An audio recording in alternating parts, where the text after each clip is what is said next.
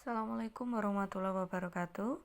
Anak-anak, sebelum kita mulai pembelajaran, Bu Krista akan membahas tugas yang sudah kalian kerjakan. Ada 3 soal, yaitu tugas pertama tentang 2 kawat sejajar yang dialiri arus yang berlawanan arah. Dengan yang diketahui seperti ini, yang ditanyakan di mana titik yang mengakibatkan medan magnetnya sama dengan 0. Jika arah arusnya berlawanan, maka arah medan magnet yang mengakibatkan 0 itu berada di luar dan mendekati arus yang kecil. Maka di sini Bu Krista simbolkan titik P-nya mendekati kawat B. Nah, kita cari dengan kaidah tangan kanan bahwa di titik P akibat dari kawat A arah medan magnetnya masuk, dan di titik P akibat kawat B arah medan magnetnya keluar. Maka di sini akan terlihat BA dan BB yang arahnya berlawanan. Selanjutnya kita akan mencari, karena di titik P itu sama dengan 0, maka BA min BB sama dengan 0, sehingga BA sama dengan BB. Kita peroleh dengan persamaan B sendiri, yaitu mu 0 I per 2 PA, diperoleh nilai X-nya itu adalah 50 per 1,5 atau 33,3 cm. X itu adalah jarak dari kawat B. Nah, kalau misalkan ada soal lain yang ditanyakan dari jarak dari kawat A, maka tinggal kalian tambah 20 cm. Selanjutnya yang pertanyaan kedua, di sini yang ditanyakan adalah berapakah induksi medan magnet di titik P total akibat dari kawat pertama dan kawat kedua. Akibat dari kawat pertama dan kawat kedua menghasilkan induksi medan magnetik yang arahnya berlawanan, yang satu masuk dan yang satu keluar.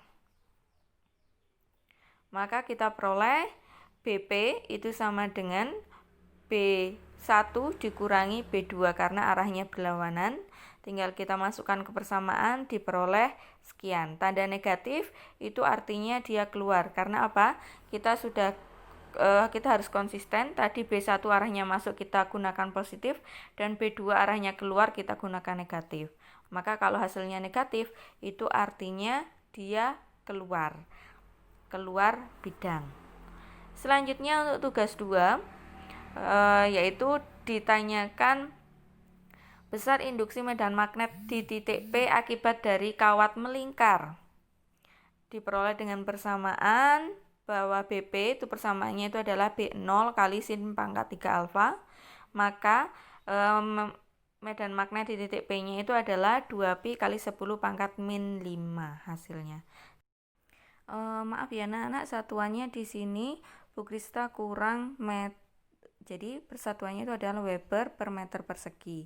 Jadi kurang meter persegi. Untuk yang ini pun juga satuannya Weber per meter persegi. Jadi kurang. Boleh juga satuannya kalian menggunakan Tesla. Ya anak-anak, sekarang Bu Krista akan melanjutkan materi masih pada induksi medan magnet, yaitu pada poin 4 tentang medan magnet oleh arus listrik pada solenoida dan toroida. Nah, kalian harus mengetahui apa itu solenoida. Solenoida itu dapat kalian ibaratkan seperti lilitan. Jadi ada suatu kawat yang dibentuk suatu lilitan, maka kawat tersebut akan membentuk banyaknya lilitan. Nah, banyaknya lilitan dapat kalian hitung dari ini. Dari misalkan ini ada suatu gambar ya. Ini adalah solenoida. Ini adalah lilitan pertama, kedua, ketiga, keempat, kelima, keenam, ketujuh, dan seterusnya. Nah, ini adalah kita sebut sebagai banyaknya lilitan. Nah, jika ada suatu kawat yang dibentuk lilitan, maka kawat itu disebut solenoida, dan kawat itu dialiri arus listrik, maka akan terjadi medan magnet. Nah, besarnya medan magnet di tengah solenoida dapat kalian hitung dengan persamaan mu0 I kali N dibagi dengan L, di mana N di sini adalah banyaknya lilitan, seperti tadi Bu Krista menjelaskan cara menghitung banyaknya lilitan, dan L itu adalah panjang dari suatu lilitan. Nah, panjang dari suatu solenoida. Nah, jika yang ditanyakan adalah besar medan magnet di ujung solenoida, maka kalian dapat menggunakan persamaan setengah kali besar medan magnet di tengah solenoida. Jadi setengah kali B. Nah, kalau kalian sudah mempelajari solenoida, sekarang apa itu toroida? Toroida itu lilitan yang dilingkarkan. Jadi lilitan yang membentuk lingkaran. Ini tadi kan lilitan ya. Lilitan ini. Nah, lilitan ini kita bentuk melingkar. Inilah yang kita sebut sebagai toroida. Besarnya medan magnet di dalam sumbu toroida dapat kita hitung dengan persamaan, yaitu mu0 I kali N per 2 pi A, di mana N itu adalah jumlah dari lilitan dan A sendiri, A di sini adalah jari dari toroida. Untuk latihan soalnya dapat kalian kerjakan. Ada 2 soal, yang pertama itu tentang solenoida dan yang kedua itu tentang toroida. Kalian kerjakan dan kalian kirimkan ke kantong tugas. Selanjutnya pembahasan kita yaitu tentang gaya magnet. Hati-hati, di sini ada besaran gaya. Jadi besaran gaya itu adalah vektor. Kalian tetap akan menggunakan kaidah tangan kanan, di mana untuk menentukan arah dari gaya magnet. Nah, untuk poin pertama yaitu gaya magnet pada kawat berarus listrik di dalam medan magnet. Ada suatu percobaan di mana ada suatu magnet kutub utara dan kutub selatan. Di antara kutubnya, yaitu kutub utara dan kutub selatan, di antara kutubnya dikasih plat aluminium tipis. Di ujung-ujung plat dialiri arus di sini. Arusnya yaitu mengalir dari kutub positif menuju kutub negatif. Sebelum saklar ditutup, pita aluminium dalam keadaan mendatar, artinya tidak ada interaksi. Saat saklar ditutup, berarti arus sudah mengalir pada pita aluminium, maka pita tersebut akan melengkung ke atas. Jadi di sini melengkung ke atas pitanya. Nah, siapa yang mengakibatkan dia dapat melengkung ke atas atau siapa yang menarik dia sehingga dia dapat melengkung ke atas, inilah yang kita sebut sebagai gaya Lorentz atau kita sebut sebagai gaya magnet. Arah gaya magnet dapat ditentukan dengan menggunakan kaidah tangan kanan, di mana 4 jari itu menunjukkan B, medan magnet, dan ibu jari menunjukkan arus, sedangkan arah telapak tangan itu menunjukkan gaya magnet. Nah, untuk penjelasan kaidah tangan kanan dalam menentukan arah medan magnet, kalian bisa menggunakan kaidah tangan kanan. Jadi harus tangan kanan. Ada 2 cara, bisa kalian menggunakan telapak seperti ini. Jadi ini adalah I dan ini adalah B, sedangkan arah dari ini telapak tangan ini adalah F. Ini kalian harus bisa membentuk ini siku-siku seperti ini ya. Antara B dan I harus siku-siku. Ini boleh, begini pun juga boleh. Nah, kenapa Bu Krista tidak pakai begini? Takutnya kalian tidak bisa membentuk siku-siku. Takutnya ada yang seperti ini ataupun yang seperti ini. Jadi Bu Krista untuk meminimalisir kesalahan, kalian menggunakan telapak tangan. Ini menunjukkan B, arah medan magnet, ini menunjukkan I, sedangkan hadapan dari telapak tangan ini adalah F. Hati-hati, di sini ada tanda silang artinya masuk, titik artinya keluar. Masuk ini artinya masuk bidang kertas, titik itu artinya keluar dari bidang kertas. Atau bisa dikatakan bahwa masuk itu artinya kan masuk bidang kertas atau menjauhi pembaca, dan titik itu mendekati pembaca. Contoh sekarang, di sini medan magnetnya arahnya timur dan arusnya masuk bidang. Maka gaya magnet atau gaya Lorentz-nya kemana? Kalian carinya begini, pakai taida tangan kanan. B-nya arahnya timur, B arah timur. Sedangkan I itu masuk bidang, berarti I masuk bidang. Seperti ini ya. Bisa kalian lihat bahwa I-nya ke sini masuk bidang, B-nya arah timur, maka arah F-nya kemana? Ke sini. F-nya menghadap ke bawah. Ke bawah ini adalah selatan. Sehingga arah F-nya di sini adalah selatan. Sekarang yang kedua, B-nya ini adalah masuk bidang, B masuk bidang, dan I itu barat. Barat itu kemana? Ini ya, masuk bidang, I-nya ke barat. Nah, maka F-nya kemana? Arahnya ke selatan. Sekarang yang ketiga. Yang ketiga itu adalah B-nya ke utara. Yang ditanyakan I, jadi yang diketahui adalah B ke utara, F-nya ke barat. F itu adalah telapak tangan ke barat. Barat itu sini. Berarti B ke utara, F ke barat. Maka I-nya kemana? I ditunjukkan ibu jari. Berarti I arahnya bisa menuju pembaca atau keluar bidang, yaitu titik. Yang keempat, yaitu diketahui I ke selatan. I ditunjukkan apa?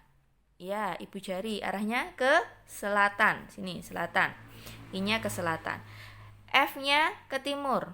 F itu ditunjukkan oleh telapak tangan. Jadi, I-nya di arahnya ke selatan.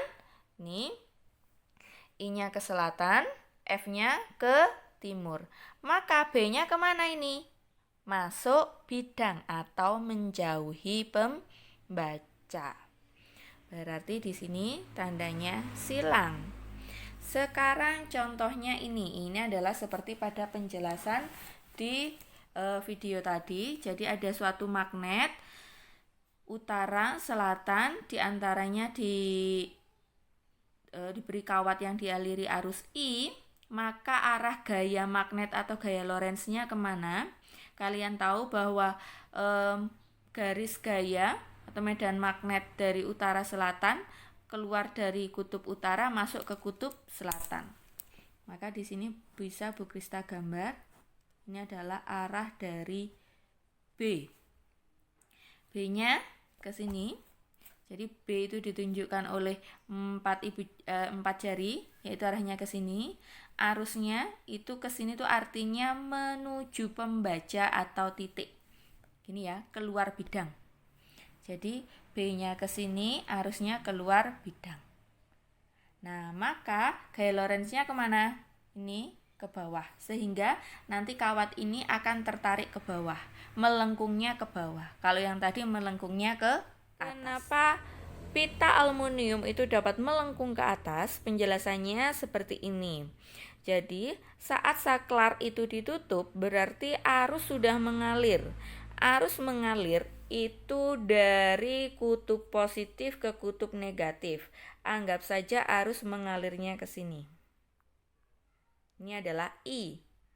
Nah, arah medan magnetnya, kalian ingat kemarin di mana medan magnet itu dapat terjadi dari kutub utara menuju kutub selatan atau keluar dari kutub utara masuk ke kutub selatan. Berarti arah B-nya itu adalah ke sini. Ini adalah B.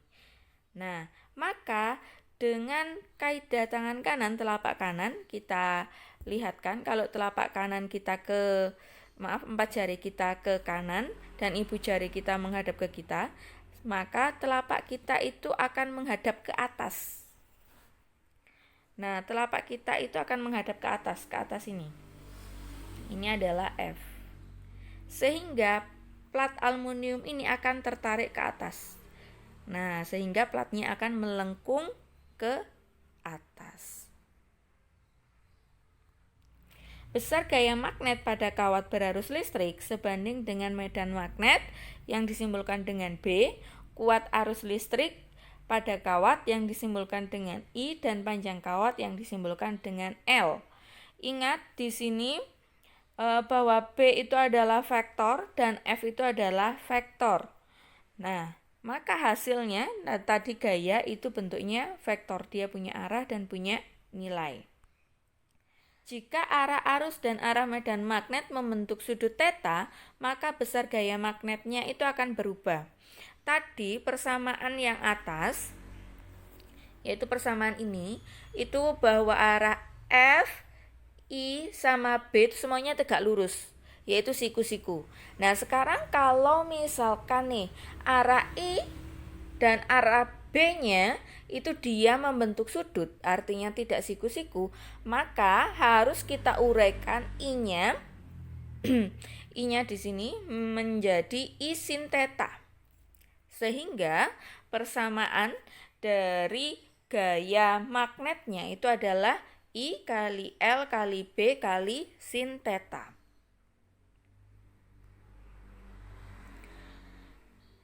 Latihan soal selanjutnya yang harus kalian kerjakan yaitu adalah seutas kawat panjangnya 50 meter dialirkan arus listrik dari barat ke timur dengan kuat arus 10 ampere.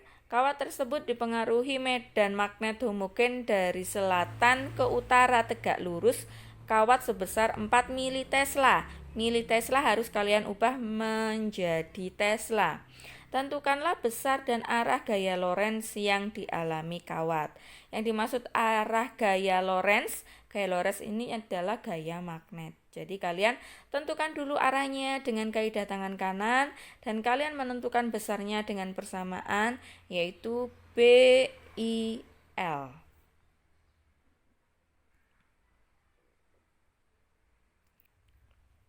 Poin selanjutnya yaitu gaya magnet antar kawat berarus. Di sini ada dua kawat berarus yang sejajar dialiri arus yang arahnya sama, maka di setiap kawat ini akan dipengaruhi oleh gaya Lorentz atau gaya magnet. Akibatnya dua kawat ini nanti bisa tarik-menarik dan juga bisa tolak-menolak. Nah, penjelasannya seperti apa? Kalian perhatikan kawat pertama. Kawat pertama I1 dialiri arus ke atas. Maka di kanan kawat, ini adalah kanan kawat, di kanan kawat pertama akan menghasilkan medan magnet yang arahnya masuk. Bisa kalian menggunakan kaidah tangan kanan seperti penjelasan sebelumnya, yaitu arahnya masuk. Maka di sini disimbolkan silang-silang-silang, seperti itu ya. Nah, berarti akibat dari kawat pertama timbul medan magnet masuk di sebelah kanan kawat pertama. Itu yang kalian tanamkan. Sekarang yang kita perhatikan itu adalah kawat kedua. Di kawat kedua, kalian lihat ada kawat yang dialiri arus I, ada medan magnet B, pasti ada gaya magnet. Oke, berarti ada arus I, ada medan magnet B, maka pasti ada gaya magnet yang arahnya kemana? Bisa kalian cari dengan kaidah tangan kanan yang seperti penjelasan sebelumnya. Maka akibat dari kawat pertama, jadi akibat dari induksi kawat pertama, di kawat kedua timbullah medan magnet yang arahnya ke kiri. Maka di sini disebut adalah gaya magnet pada kawat kedua akibat induksi dari kawat pertama. Seperti itu ya bacanya ya. Arahnya ke kiri. Nah, kebalikan juga sama penjelasannya. Sekarang yang kita perhatikan itu adalah kawat kedua. Kawat kedua arahnya ke atas dialiri arus. Maka dengan kaidah tangan kanan yang Bu Krista jelaskan di pertemuan sebelumnya, di sebelah kiri kawat kedua itu timbul medan magnet yang arahnya keluar. arah keluar di sini disimbolkan titik. Gitu ya. Nah, sekarang itu kalian tanamkan di pikiran. Yang diperhatikan itu adalah kawat pertama. Ada suatu kawat dialiri arus I, dia berada pada medan magnet B, maka ada gaya magnet, maka arah gaya Lorentz-nya itu ke kanan. Dapat kalian lihat ini. Ini adalah besarnya gaya magnet atau gaya Lorentz kawat pertama akibat induksi dari kawat kedua. Nah, ternyata bisa kalian lihat dua kawat ini, yang satu tertarik ke kanan, yang satu tertarik ke kiri, gitu ya. Nah, dua kawat ini kalau dialiri arus sejajar maka akan tarik menarik. Bagaimana nanti kalau arusnya tidak sejajar seperti ini? Bagaimana nanti kalau arusnya tidak searah seperti ini ya? Arahnya berlawanan. Maka arah gaya magnetnya gimana? Akan tolak menolak. Maka bentuk kawatnya akan melengkung seperti ini. Melengkungnya keluar. Nah, kalau dia arusnya sejajar, maka dia akan melengkungnya ke dalam. Karena tarik menarik. Nah, sekarang kita cari besarnya. Besarnya sama karena di sini F21 sama dengan F12, yaitu μ0 I1 I2 L per 2 pi A. Kalau yang ditanyakan adalah gaya per panjang, jadi di sini ada gaya dibagi panjangnya, maka persamaannya itu tinggal μ0 I1 I2 per 2 pi A. Itulah yang disebut sebagai besar gaya magnet persatuan panjang diperoleh dengan persamaan seperti ini, yang sudah Bu Krista jelaskan tadi. Contoh soal, dua kawat sejajar arusnya searah di sini. Satu sama lain berjarak 10 cm, dialiri arus listrik sama besar. Jika antara kedua kawat timbul gaya tarik-menarik persatuan panjang kawat sebesar sekian, hitunglah besar kuat arus pada setiap kawat. Nah, karena di soal ini tidak ditanyakan, sekarang Bu Krista yang tanya. Kawatnya sejajar dialiri arus searah, maka bentuk kawatnya itu akan gimana? Apakah melengkung ke dalam atau melengkung keluar? Apakah tarik-menarik atau tolak-menolak? Nah, betul. Jawabannya itu akan tarik-menarik. Maka bentuk kawatnya nanti akibat dari gaya magnetnya itu akan seperti ini. Karena kawatnya dialiri arus yang searah. Dengan persamaan yang sudah Bu Krista jelaskan, maka diperoleh besar I-nya itu adalah 10 ampere. Sekian dari Bu Krista, kalian kerjakan latihan soalnya, dikirim ke kantong tugas. Untuk pertemuan selanjutnya kita masih membahas di induksi magnetik. Semoga babnya terselesaikan, baru kita penilaian harian. Terima kasih. Assalamualaikum warahmatullahi wabarakatuh.